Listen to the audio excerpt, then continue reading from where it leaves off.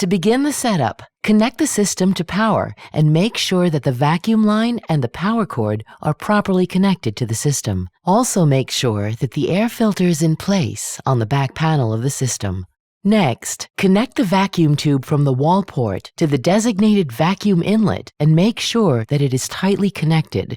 Verify that the wall vacuum pressure is at least 300 millibars. To start the system, press the on-off button. A self-test procedure is automatically activated and runs for approximately 2 minutes. On the next screen, minimum and maximum cuff pressure default parameters are presented. Press Next to continue to the next screen. Enter the current tube position using the plus-minus button and patient ID. Press Next to continue to the next screen. Connection kit setup. Follow the steps displayed on the screen. Step 1. Install the cassette by opening the front panel, lowering the cassette locking lever, and lifting the cover of the saline pump. Slide the cassette into its cradle from top down and lock it by moving the locking lever back to its top position. Step 2. Position the saline tube in the saline pump and close the pump's cover. Step 3. Connect the saline bag. Prepare a standard saline bag connected to a standard saline set and make sure to empty the air from the saline line by priming it. Connect the saline line set to the saline tube protruding from the left side of the system. Step 4. Connect the secretion canister. Connect the connection kit's patient tube with the blue connector to the canister's patient entry point, and then connect the vacuum tube with the white connector to the canister's vacuum entry point. In case the canister has a valve, make sure that the valve is on. Once all required connections have been completed, press the Next button to continue. The system will run a connection check lasting approximately 1 minute. The next screen is the saline rinse preparation screen. Verify saline flow from the bag to the canister. Now, the system is ready to be connected to the patient. The patient connection screen shows the connection instructions to the endotracheal tube. Follow the instructions to connect the kit harness lines to the patient's tube. The connector on both sides, kit and ETT, are color-coded green, yellow, clear. Once the Finish button is pressed, the main operation screen appears. The main screen is divided into a few sections.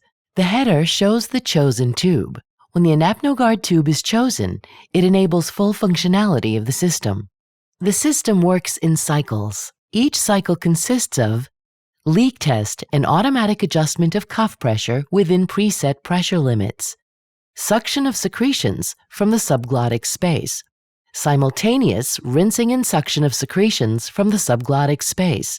Below the tube type, the system functions are presented. Subglottic suction, rinse, and leak test LEDs indicate which actions are performed automatically and blink when an action is active. In case it was chosen to deactivate one of the automated functions, the related LED indicator will appear faded. Cuff pressure section presents current cuff pressure. Manual operation buttons. At any given time, the actions can be performed manually by pressing the buttons located at the left side of the touchscreen. Settings icon changes patient details and system parameters. History icon shows up to an 8-hour history of target cuff pressure and CO2 leaks. It is recommended to switch the system to standby when treating the patient, conducting an examination, or disconnecting the patient from the system. It should also be used when there is a need to replace the saline bag, the secretion canister, the connection kit, or the patient's tube. To switch the system to standby, press the standby button on the front panel. The cuff pressure will be automatically increased by 2 centimeters of water, and the pressure will be maintained as long as the system is in standby. To disconnect the patient, make sure the system is in standby mode and disconnect the harness. When the patient is ready to be reconnected to the system, first reconnect the connection kit harness to the tube and only then press Exit Standby.